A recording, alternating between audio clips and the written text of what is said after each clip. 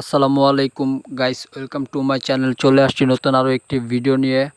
এবং আজকে ঘুম থেকে ওঠার পরে ফুপাতো ভাই সাইফুল ভাই বলল যে আজকে নাকি ওনার কাজ আছে, তো তা আমিও চলে আসলাম। এখানে দোকানের সামনে এসে দেখা হলো এক ছোটো ভাইয়ের সাথে, যে ওর সাথে।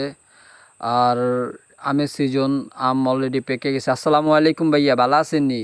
হ্যাঁ ভালো আছি বললো আমার সাইফুল ভাই। তো যাই হোক, ওদের এটা হচ্ছে বাড়ি, আর ওদের বাড়ির ওয়ারিংয়ের কাজ করতেছে এবং অনেক কষ্টের সফলতার বাড়ি এটা। এবং আমাকে দেখে সাইমনও চলে আসছে। তো ওরে আমি জিজ্ঞেস করতেছি যে বাড়ি কত টাকা হয়েছে, মানে এই পর্যন্ত কয় 50 টিয়া। মানে ওর কথা শুনলে মাথাও গরম হয়, আবার হাসিও আসে। যাই হোক না কেন, পরে অলরেডি বাড়িতে নাকি 20 লক্ষ টাকা খরচ হয়ে গেছে। আর ওর বাবা যেহেতু বিদেশ থাকে, সৌদি আরব প্রবাসী, আর ওনার সন্তান অনেক কষ্টের সাফল্য। আর প্রতিটা বাবাই অনেক কষ্টের পরেও ওনার ফ্যামিলিটা যেন ভালো থাকে এই প্রত্যাশায় নিজেরা অ্যাটলিস্ট বাসস্থানটা একটু রেডি করে। তো ওরা অনেক কষ্টের ফল করছে, আর আমি এখানে একটু আমার ভাইয়ারা একটু হেল্প করতেছি, কেননা উনি অনেক কষ্ট করে এবং ওয়ারিংয়ের কাজ যেহেতু করে, তাই আমিও সাথে ছিলাম। তো এখানে উনি ডিবি বক্স লাগাচ্ছে, মানে সার্কিট ব্রেকার যারে বলে। আর এই ঘরে যেহেতু এসি লাগাবে, আমিও ছিলাম, তাই ওনারা দেখা দিছি যে এভাবে না এভাবে করেন ভালো হবে। আর উনি যেহেতু আমার থেকে বড়, উনিও ওনার ডিসিশনে মেন ডিসিশন যাই হোক না কেন। তো এখানে আমি ওনারে অনেক সাহায্য করলাম।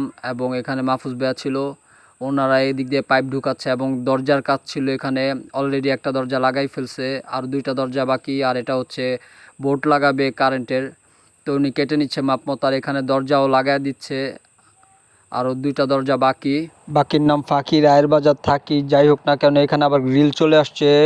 অলমোস্ট 12টা বাজে, ওনার 10টার দিকে আসার কথা ছিল, মিস্ত্রিরাও বসে ছিল।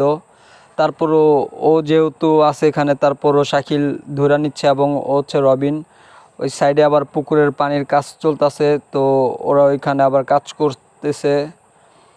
আর যেহেতু বৃষ্টির সিজন, এখনও বৃষ্টি চলে আসছে, আর ভাইয়া মাপ দিয়ে দিচ্ছে যে কিভাবে কি করা লাগে। আমি তো এরকম কিছু বুঝি না, তো উনি সব কিছু করে নিচ্ছে। এবং এখানে বৃষ্টিও চলে আসছে অলরেডি। আর এটা হচ্ছে ওনাদের ঘর, 5টা বেডরুম এবং একটা ডাইনিং, একটা ড্রয়িং রুম, আর একটা কিচেন রুম, আর ওয়াশরুম। আর জায়গাটাও ভালো একটা প্লেসে, কারণ নোয়াখালীতে বৃষ্টি হয়েছিল, তো বৃষ্টির পানি যেহেতু না উঠে ভবিষ্যতে বন্যা হইলো, সেই জন্য উঁচা করে নিছে এবং রড কাটতেছে এখানে এই ভাইয়া।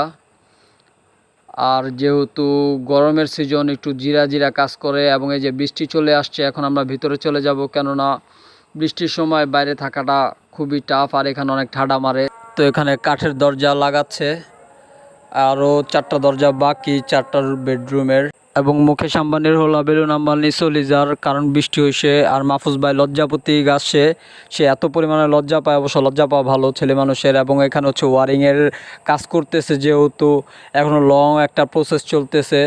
যাই হোক, এখন ছাদে যাওয়ার পালা আমাদের। আর এটা হচ্ছে পুরো বাড়িটা। তো আস্তে আস্তে আমরা ছাদে গেলাম, এবং ছাদটাও বিশাল বড় গাইস। আর পাশে বিশাল বড় একটু উঠান, ওইটাও একটা ফুপির বাসা আমাদের। তো বাড়িটা এমন একটা প্লেস, আর ও একটু জিম করে, যেহেতু শরীর হচ্ছে না, শরীর তো বাড়াইতে হবে। আর গাইস, সবাই শাকিলের জন্য দোয়া করবেন। দেখছো তো বাড়িটাই হুকুরোকে দেখা যার।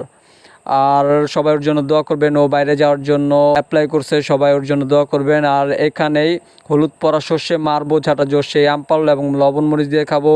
ভালো থাকবেন, আল্লাহ হাফেজ। আর আমার ভিডিওটা লাইক কমেন্ট শেয়ার করে দিয়েন।